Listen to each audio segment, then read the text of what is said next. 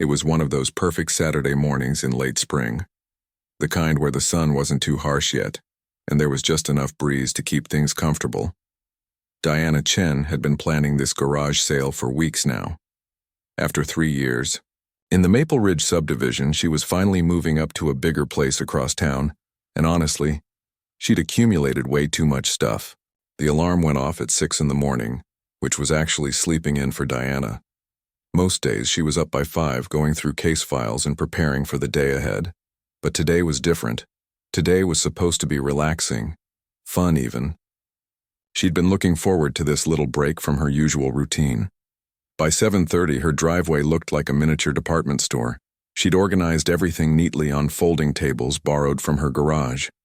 There were kitchen gadgets she'd never used, books she'd already read twice, some furniture that wouldn't fit in the new place, and boxes of clothes that didn't match her style anymore. Everything had a price tag, and she'd even set up a little cash box with change. Diana had done her homework too. 2 days ago, she'd sent an email notification to the HOA, just like the community guidelines required. She'd even gone through the entire rulebook the night before, highlighter in hand, making sure she had everything right. The signs she'd posted at the neighborhood entrance were the approved size and color. Her tables didn't extend past the driveway onto the sidewalk. She'd checked off every single box on that list. The first customers started arriving around 8. A young couple looking for furniture for their first apartment, an elderly man searching for old vinyl records, a mom with 3 kids who were excited about the toy section Diana had set up. It was actually going pretty well. She'd already made about $200, and people seemed happy with their finds. That's when she noticed her. A woman standing at the end of the driveway, just staring, not looking at the items for sale, just staring at Diana with this expression that was hard to read. The woman was probably in her late 50s, wearing a white pantsuit that looked like it had just come from the dry cleaner. Her hair was pulled back so tight it probably gave her a headache, and she was holding a clipboard. Never a good sign when someone shows up to your garage sale with a clipboard. Diana had seen this woman around the neighborhood before. She lived in the big house directly across the street, the one with the perfectly manicured lawn that looked like it belonged in a magazine. Diana had waved at her a few times over the years, but the woman had never waved back, just gave these tight little nods before going back inside. The woman started walking up the driveway, her heels clicking against the concrete. She wasn't looking at any of the items for sale. Her eyes were scanning the setup itself, darting from the tables to the signs to the boxes stacked near the garage. She pulled out her phone and started taking pictures. Not of the stuff for sale, but of the driveway, the tables, the signs. Everything. Diana smiled at her anyway. "Good morning, can I help you find something?" The woman didn't smile back. "I'm Patricia Whitmore, HOA board member." She said it like she was announcing royalty. "I wasn't aware there was a garage sale scheduled for this weekend." Diana kept her smile friendly. "Oh yes, I sent in the notification on Thursday. Got the confirmation email back within a few hours, actually." Patricia's lips pressed into a thin line. "I'll need to verify that."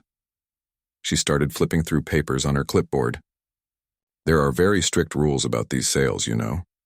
"I know. I read through the entire handbook." Diana gestured to her setup. "Everything should be in compliance. Tables are within the property line, signs are the right size, and I gave the 48-hour notice." But Patricia wasn't listening.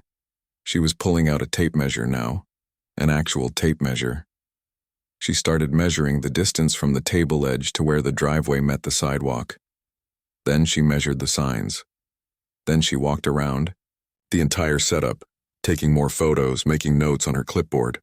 The young couple who'd been looking at furniture started exchanging uncomfortable glances.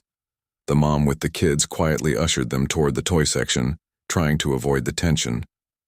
"Your signs," Patricia announced, "are positioned in a way that could be considered visual pollution." Diana blinked. "Visual pollution? They're distracting to drivers, they could cause accidents." The signs were simple white poster boards with "garage sale" written in black marker and an arrow, the same kind of signs everyone used.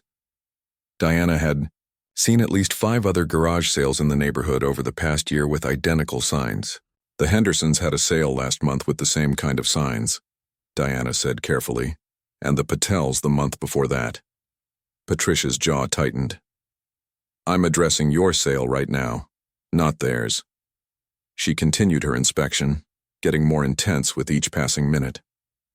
She measured the distance between tables. She counted how many items were in each box. She even checked whether any items were touching the grass at the edge of the driveway. By now, several neighbors had noticed what was happening. Mrs. Kim from next door was peeking through her curtains. The teenagers from 2 houses down had stopped their basketball game to watch. A few people slowed their cars as they drove past, craning their necks to see what was going on. Patricia suddenly straightened up, looking triumphant. These tables, they extend 3 inches beyond the acceptable boundary. Diana looked at where Patricia was pointing. The very edge of one table leg was possibly slightly past where the driveway concrete met the grass. It was so minimal that Diana hadn't even noticed it. I can move it back, Diana offered. Too late. The violation has been documented. Patricia tapped her clipboard. That's a $500 fine. $500? For 3 inches? The rules are clear. No garage sale materials may extend beyond the driveway surface. Patricia's voice had this satisfied edge to it now, like she'd won something. And given the other violations I've documented, visual pollution with the signs, potential safety hazards with your pricing system, I'm going to have to ask you to shut this down immediately. Diana felt her patience starting to thin, but she kept her voice level. With all due respect, I followed every rule in the handbook. I'd be happy to review them with you if you'd like. I know the rules better than you do, trust me. Patricia crossed her arms. I've been on this board for 12 years. I know exactly what's allowed and what isn't. And this little operation here? It's not allowed. The mom with the kids had abandoned her shopping and was quickly walking back to her car, not wanting to be part of whatever this was turning into. The young couple had disappeared too. A few items Diana had set aside for them were still on the table. I'm giving you 30 minutes to pack all of this up, Patricia continued. And if you refuse, I'll be calling the authorities. I know people, you understand? Important people. This neighborhood has standards and we intend to keep it that way. Diana took a deep breath. 3 years in this neighborhood. 3 years of following every rule, being a good neighbor, keeping to herself. And now this. Over a garage sale that was completely legal and properly authorized. Are you sure, Diana said quietly, that you want to escalate this? Patricia's eyes lit up. She'd mistaken Diana's calm tone for fear. Oh, I'm very sure. In fact, I'm going to document every step of this. When the board meets next week, we'll be discussing whether someone who can't follow simple rules should even be living here. She pulled out her phone. Probably to call someone, probably to make good on her threat about authorities. Her finger was already hovering over the screen. Diana watched her, keeping her expression neutral. She could shut the sale down right now. Pack it all up, avoid the confrontation, let Patricia have her little victory. That would be the easy thing to do, the peaceful thing. But Diana had spent her entire career dealing with people who abused whatever small amount of power they had.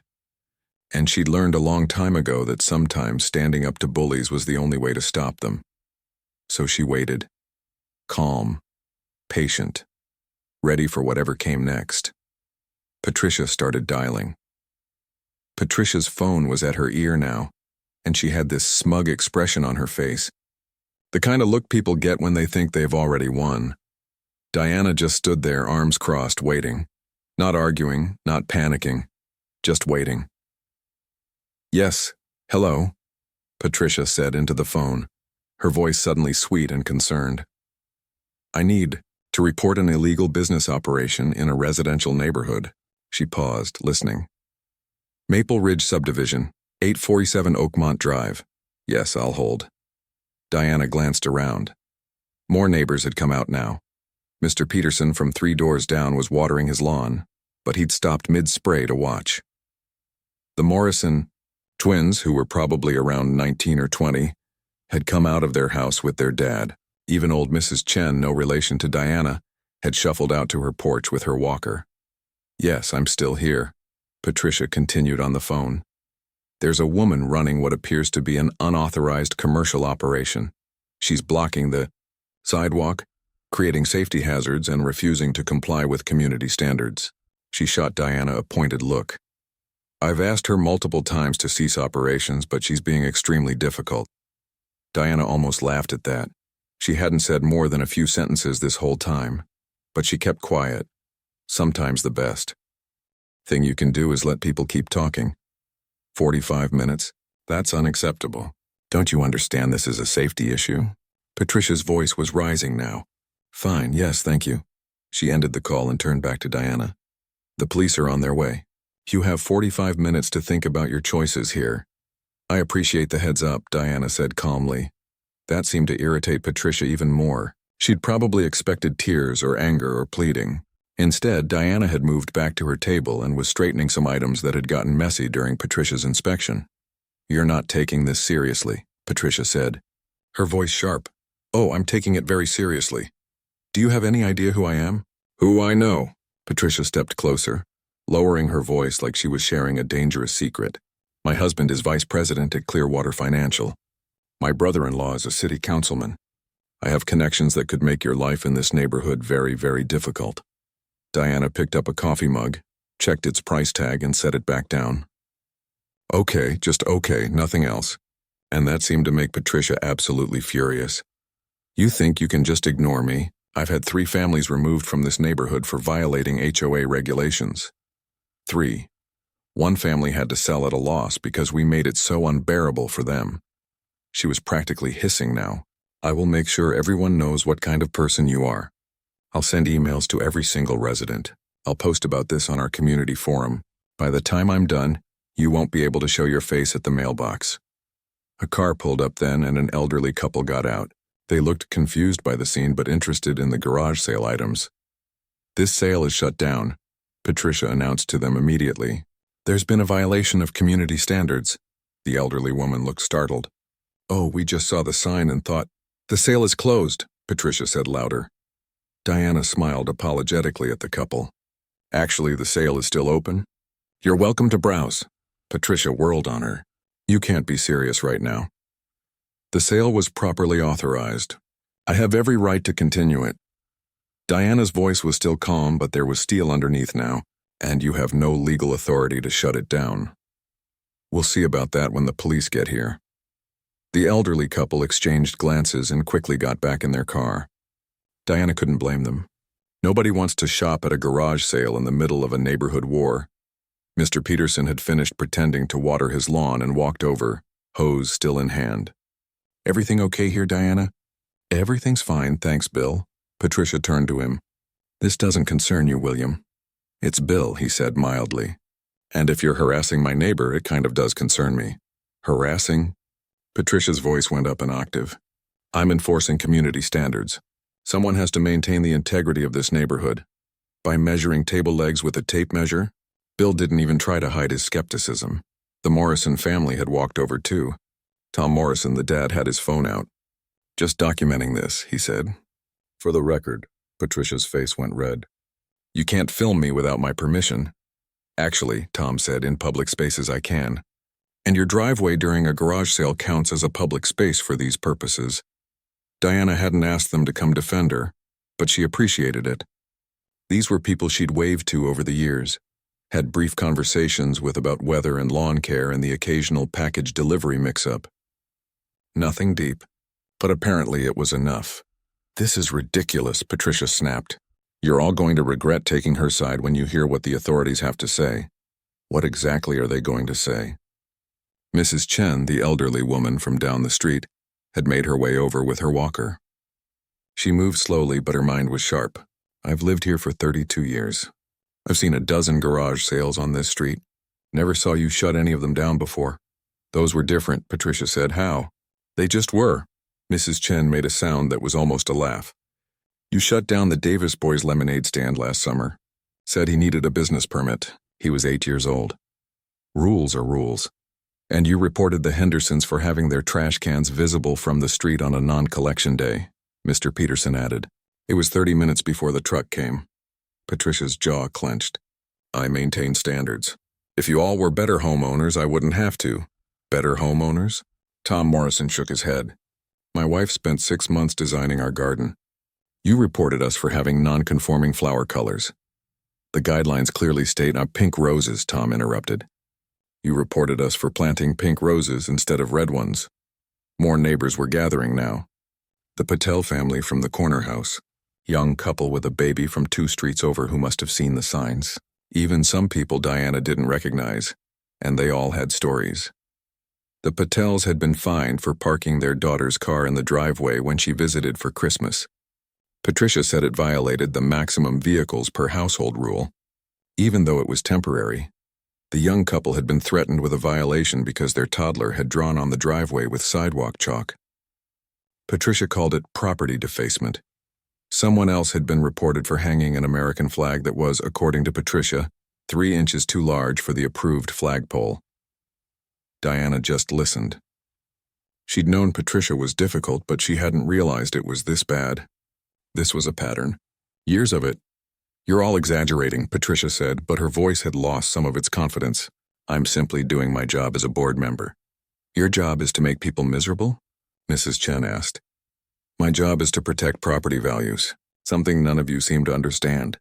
Patricia pulled out her phone again. I'm calling my husband. He'll straighten this out. She walked a few feet away, phone pressed to her ear, speaking in a low, urgent voice. Diana couldn't hear what she was saying, but from the hand gestures, it wasn't going well. Mr. Peterson leaned toward Diana. You hanging in there? I'm fine, Diana said. Really? She tried to get me kicked off the HOA board last year, he said quietly. Because I voted against her proposal to ban basketball hoops in driveways. Said they were aesthetically displeasing. Tom Morrison was still filming. His twins were scrolling through their phones, probably sharing this on social media. The neighborhood group chat was likely blowing up right now. Patricia came back looking even more agitated. My husband will be here in 20 minutes. He's a very important man and he's very connected. You'll see. I'm sure he's lovely, Diana said politely. That calm response seemed to snap something in Patricia. Why aren't you scared? She demanded. Why are you just standing there like this doesn't matter? Do you have any idea what I can do to you? Diana met her eyes steadily. I have some idea, yes. I will bury you. I will make your life here so miserable that you'll be begging to leave. I've done it before and I'll do it again. Patricia's voice was shaking now, either with anger or frustration or both. You can't win this. Nobody wins against me. In the distance, Diana heard a sound. A car engine. Maybe the police. Maybe Patricia's husband. Either way, things were about to get very interesting. She straightened her shoulders and waited. Whatever happened next, she was ready for it. The police cruiser pulled up slowly, parking on the street just past Diana's driveway. Patricia immediately straightened up, smoothing down her white pantsuit and putting on what Diana could only describe as a victim face. The transformation was instant. 1 second she'd been aggressive and threatening. The next she looked like a concerned citizen just trying to help her community. A police officer stepped out of the car. He was probably in his mid-30s with the kind of steady, observant look that comes from years of dealing with neighborhood disputes. He glanced at the crowd that had gathered, then at the garage sale setup, then at Patricia standing there with her clipboard clutched to her chest like a shield. Good morning, he said, his tone professional and neutral. Got a call about a disturbance? Patricia rushed forward before anyone else could speak. Yes, officer, thank goodness you're here. This woman, she gestured dramatically at Diana, is running an illegal operation in a residential zone. She's violating multiple HOA regulations and creating a public safety hazard. I've asked her repeatedly to shut down, but she's been extremely combative. The officer pulled out a notepad. And you are? Patricia Whitmore. I'm on the HOA board. I have a responsibility to this community. Okay, Mrs. Whitmore. He turned to Diana. And you're the homeowner? Diana nodded. I am. And that's when the officer's expression changed. Just slightly. A flicker of recognition. He looked at Diana more carefully and his eyebrows went up just a fraction. I'm sorry, he said, but do I know you from somewhere? Patricia jumped in again. She's probably been reported before. I wouldn't be surprised if, ma'am, the officer said, not unkindly but firmly. I need to speak with the homeowner. Please give me a moment. He walked closer to Diana, and she could see the exact moment it clicked for him. His eyes widened slightly and he stood up a little straighter. Judge Chen, he said, and his whole demeanor shifted. I wasn't expecting to see you here. The word judge hung in the air like a bomb that hadn't exploded yet. Patricia's face went through several expressions in rapid succession: confusion, disbelief, then something that looked a lot like panic. Judge? She repeated, her voice suddenly much smaller.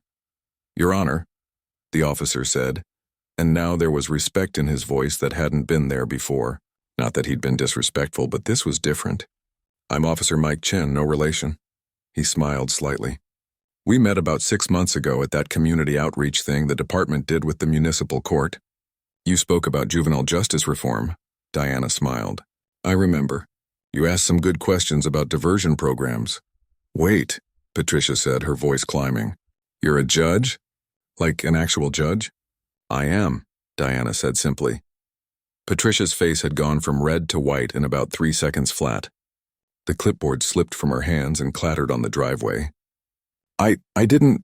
You never asked what I did for work, Diana pointed out. You just assumed I was someone you could push around. Officer Chen was looking between them now, clearly piecing together what had been happening. So what's the situation here, Judge Chen? Diana kept it brief and factual. I'm having a garage sale. I submitted the proper notification to the HOA 48 hours in advance as required. I've followed all the guidelines in the neighborhood handbook. Mrs. Whitmore arrived about 30 minutes ago and has been insisting the sale is illegal. She's threatened me with fines, told me she'd have me removed from the neighborhood, and called the police claiming I was running an illegal business operation. Officer Chen turned to Patricia. Is that accurate, ma'am? Patricia opened and closed her mouth several times. The rules. She was violating, or what specifically was she violating? The table was 3 inches over the property line. Officer Chen looked at the setup. 3 inches? Rules are rules, Patricia said, but her voice had lost all its earlier force. Okay. Officer Chen pulled out his own tape measure. He checked the tables. He checked the signs. He walked the perimeter of the garage sale setup.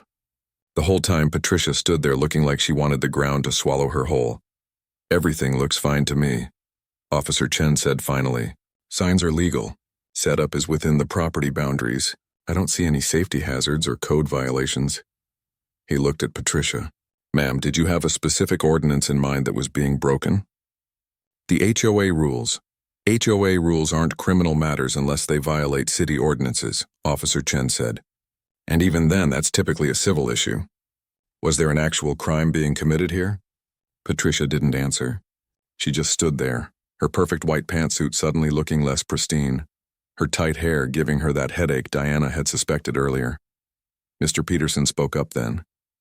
Officer, I think what's really happening here is that Patricia has a history of harassing neighbors over minor or made-up violations. A lot of us have experienced it. That's not true, Patricia said weakly. You reported me for my trash cans being visible, Mr. Peterson said. You tried to shut down a kid's lemonade stand, Mrs. Chen added. You fined us for pink roses, Tom Morrison called out. Officer Chen held up his hand. Okay, folks. I appreciate the context, but that's between you and your HOA board. He turned back to Diana. Judge Chen, do you want to press charges for filing a false police report? Diana saw Patricia's face go even paler, which she hadn't thought was possible. No, Diana said. I just want to finish my garage sale in peace. Officer Chen nodded. That's your right. He looked at Patricia. Ma'am, I'm going to strongly suggest that you step back and let this lady conduct her legal garage sale. If you continue to harass her or interfere with her sale, that could constitute disorderly conduct, and at that point I would have to take action. Do you understand? Patricia nodded, looking like she might cry. Good. Officer Chen turned back to Diana. Your Honor, I apologize for the inconvenience. You have every right to continue your sale. If she bothers you again, don't hesitate to call. Thank you, Officer Chen. He nodded professionally and walked back to his car, but before he got in, he paused and called back. Judge Chen? That decision you made last month on the Williams case? The one about the community service instead of jail time for that first-time offender. I just want you to know that kid's been doing really well. He's been volunteering at the community center. Making good choices, Diana smiled. That's wonderful to hear. Thank you for telling me. Officer Chen got in his car and drove off. The crowd that had gathered started to disperse slowly, but everyone was looking at Patricia differently now. And looking at Diana differently, too. Patricia just stood there in Diana's driveway looking smaller somehow than she had 15 minutes ago. All that bluster and threat and superiority had evaporated the moment she realized who she'd been threatening. A judge, Patricia said quietly, almost to herself. You're a judge. Family court, actually, Diana said, starting to rearrange some items on her table. A few things had gotten knocked over during all the commotion. I work mostly with juvenile cases and custody hearings. Patricia's phone rang.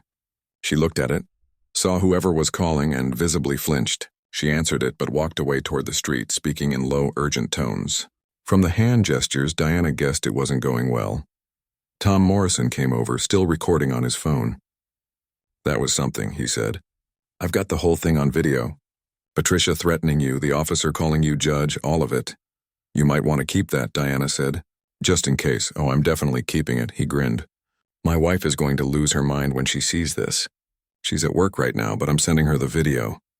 Mrs. Chen shuffled over with her walker. A judge. Well, that explains a lot. What do you mean? Diana asked. Why you're always so calm, so fair. Even when Patricia was screaming at you, you never lost your temper. Never said anything you'd regret.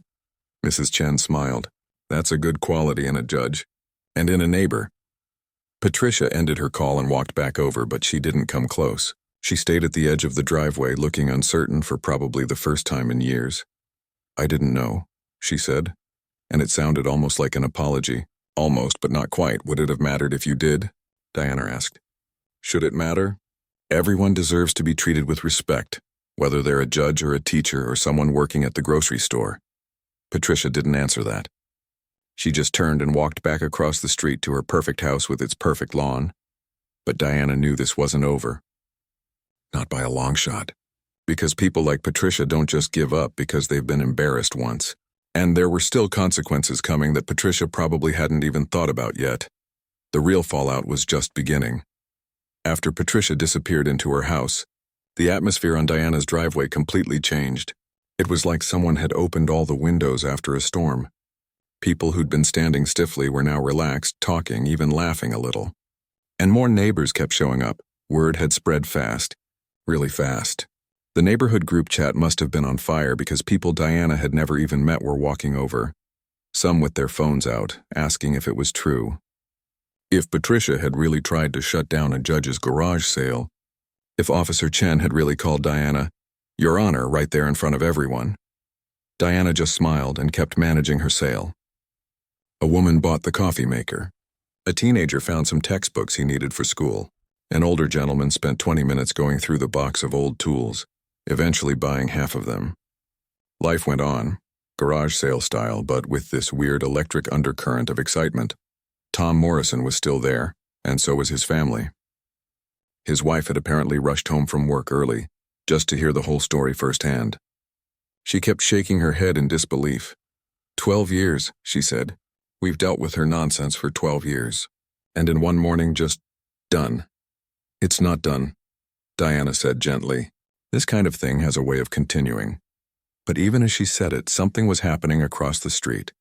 Cars were pulling up to Patricia's house. Expensive cars. A silver BMW, a black Mercedes, a Tesla. Diana recognized one of them as belonging to Richard Park, the HOA president. She'd seen him at a few neighborhood meetings but never really talked to him. Mr. Peterson noticed too. That's the board, he said quietly. All of them. On a Saturday morning? Mrs. Chen looked surprised. They must have called an emergency meeting. Emergency meeting for what?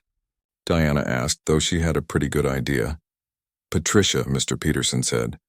This isn't the first time she's caused problems, but it might be the last. Over the next hour, Diana pieced together the full story from various neighbors who'd stopped by. And it was worse than she'd thought. The Davis family, the ones with the 8-year-old who'd had his lemonade stand shut down, had actually filed a formal complaint with the HOA board. Patricia had dismissed it. She was on the board, after all. She had friends there. Nothing happened. The Patel family had been fined $600 for their daughter's car being parked in the driveway during Christmas. $600. They'd paid it because they didn't know they could fight it. Didn't know Patricia had made up half the rules she was enforcing.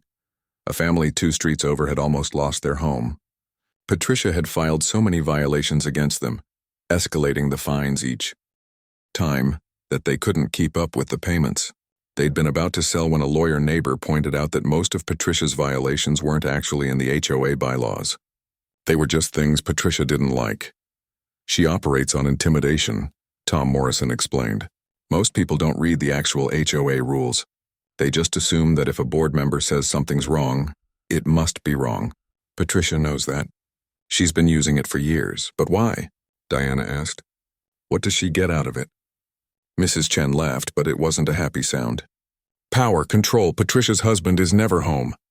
Her kids moved across the country the second they turned 18. The HOA is her whole life, being able to tell people what to do. Making them fear her, that's all she has. It was sad, actually. Diana had seen it before in her courtroom. People who'd had so little control in their own lives that they became tyrants in whatever small domain they could claim. Patricia's domain just happened to be this subdivision. Around noon, Diana noticed activity at Patricia's house again. The cars were leaving, one by one. Richard Park was the last to go, and he looked tired. The kind of tired that comes from difficult conversations. He walked across the street toward Diana's driveway. He was probably in his 60s, well-dressed in casual weekend clothes, with gray hair and a kind face that looked worried right now. Judge Chen, he said, extending his hand. I'm Richard Park, HOA president. I owe you an apology. Diana shook his hand. You didn't do anything. That's exactly the problem. He sighed. We've known Patricia was overzealous, but we didn't realize the extent of it. Not really. We got complaints, but she'd explain them away, say people were exaggerating or lying. And honestly, most of the board just wanted to avoid conflict. What happens now? Mr. Peterson asked. Richard looked uncomfortable. We've asked Patricia to step down from the board effective immediately. She's refused, so we're going to hold a special vote next week to remove her. In the meantime, we're reviewing every violation she's issued in the past 3 years. Every single one. And we're going to determine which ones were legitimate and which ones were... He paused, searching for the right word. Made up? Tom Morrison offered.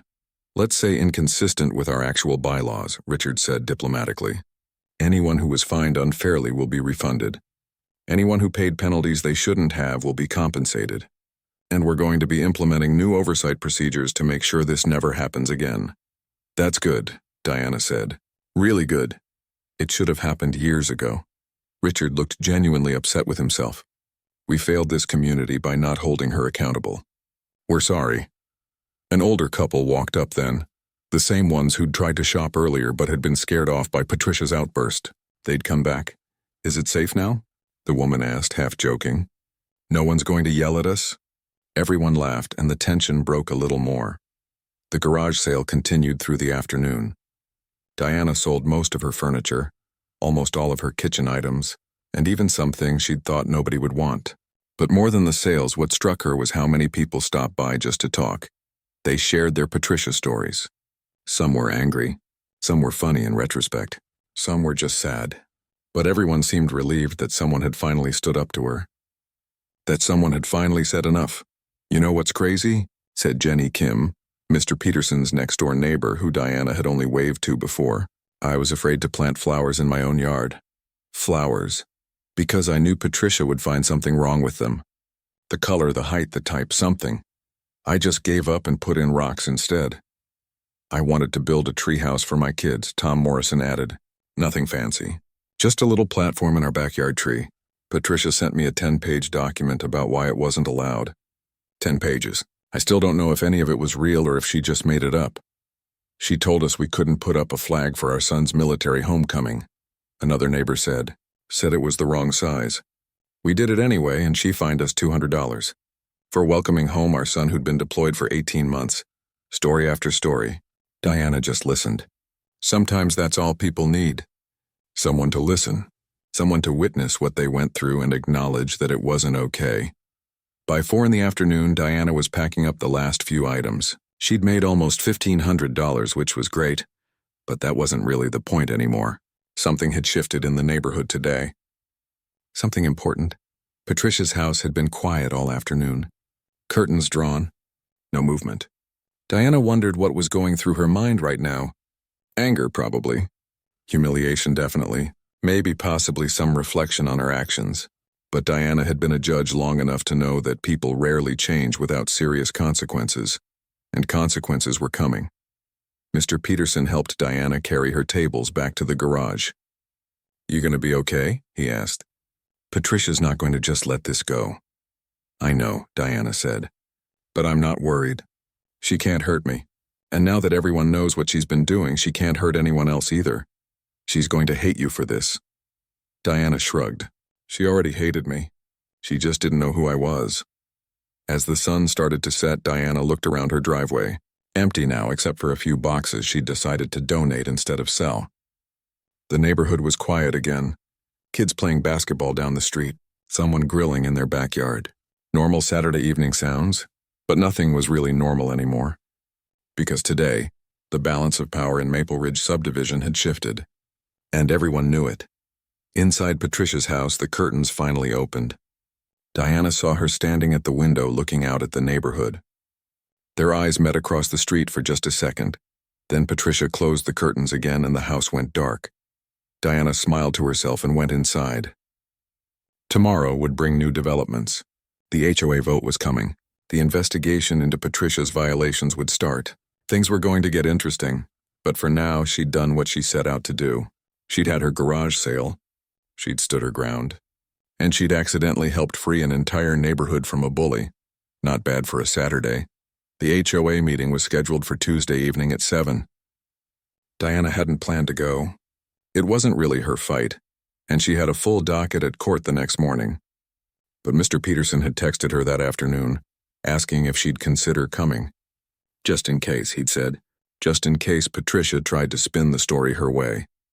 So Diana found herself walking into the community center at 6:55, wearing jeans and a simple blouse. Nothing fancy, just a neighbor attending a neighborhood meeting. The room was packed.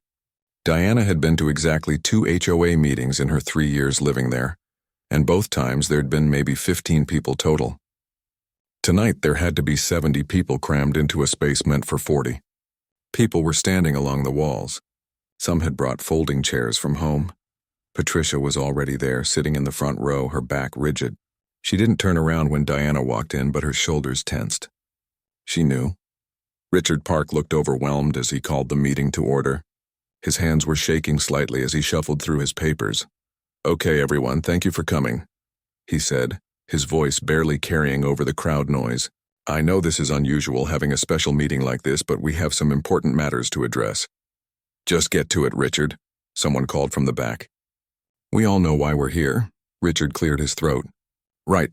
Well, the board has been conducting a review of HOA enforcement procedures over the past several weeks, and we've uncovered some irregularities." "Irregularities?" Mrs. Chen's voice rang out clear. "Patricia's been making up rules for a decade. That's not irregular. That's fraud." A murmur of agreement rippled through the crowd. Patricia stood up then. "I have served this community faithfully for 12 years.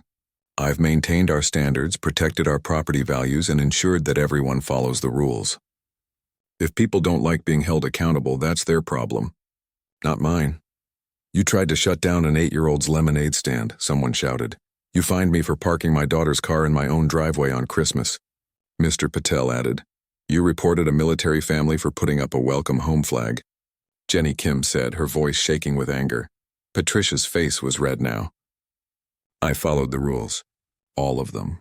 If you people had just what rules?" Richard interrupted, and his voice was stronger now. "Patricia, we've gone through every violation you issued in the past 3 years. Do you know how many of them were actually based on our bylaws?" He paused. 23%. Less than a quarter. The rest were either completely fabricated or wildly exaggerated interpretations of vague language. The room went silent. "That's not true," Patricia said, but her voice had lost its conviction. "The lemonade stand," Richard continued, pulling out a file. "You cited a city ordinance requiring business licenses for commercial operations. But a child's lemonade stand is specifically exempted under state law. You knew that, or you should have known that.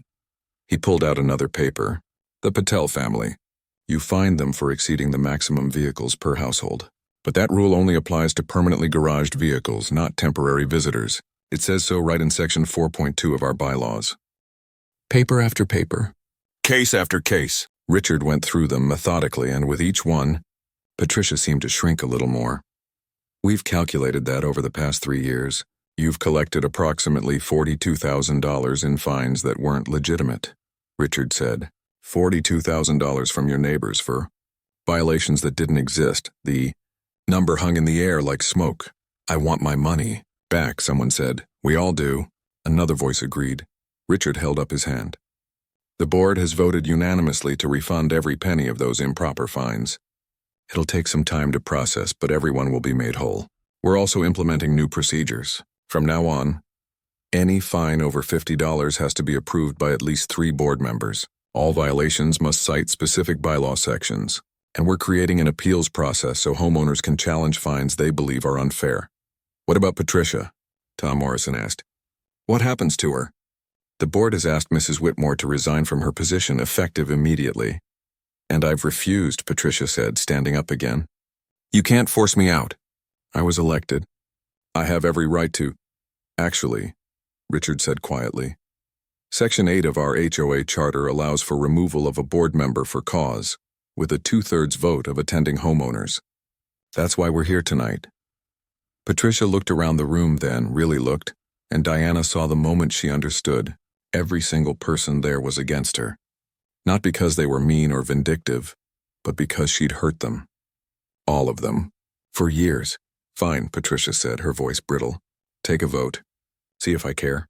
The vote was 73-0. Even the people who Diana thought might abstain voted to remove her. Patricia grabbed her purse and walked out without another word, her heels clicking on the tile floor, each step echoing in the silent room. After she left, the meeting continued. But the energy was different. Lighter. People were actually smiling. Someone brought up the idea of a neighborhood barbecue. Someone else suggested starting a community garden. Ideas that had probably been squashed before because Patricia would have found some rule against them. Diana slipped out early.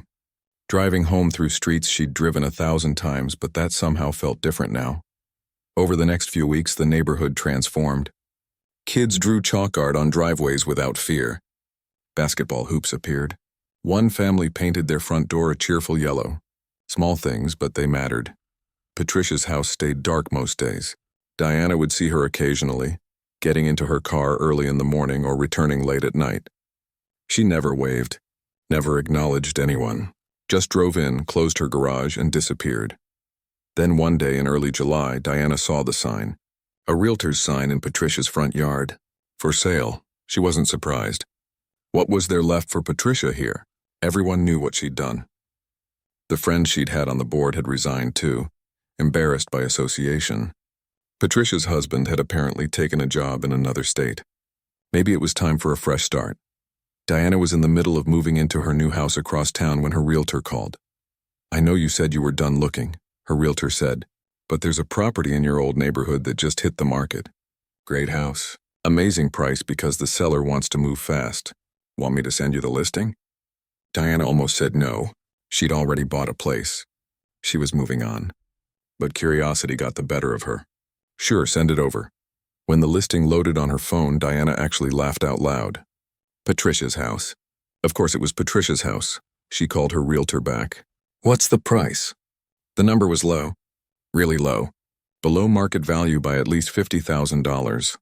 The seller is motivated, her realtor said carefully. Very motivated. Diana thought about it for maybe 30 seconds. Make an offer. Full asking price, cash, quick close. 3 weeks later, Diana owned Patricia's house. She didn't plan to live in it. Her new place was perfect for her, but she'd been thinking about her colleague at work, the court clerk who'd been struggling to find affordable housing.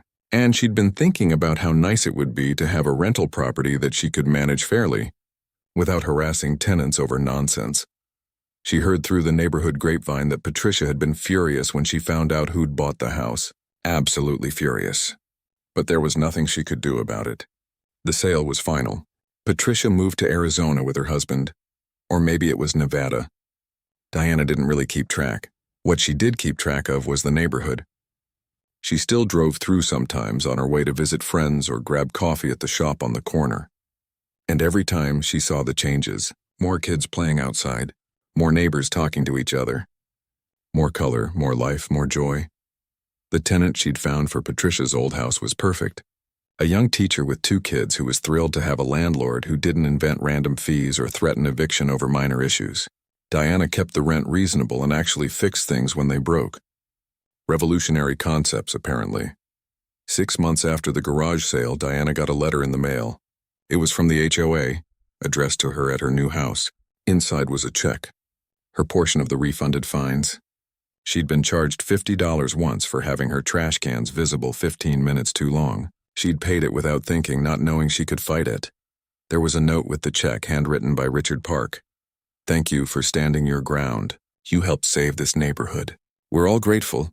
Diana smiled and tucked the letter into her desk drawer. She didn't frame it or anything dramatic like that, but she kept it.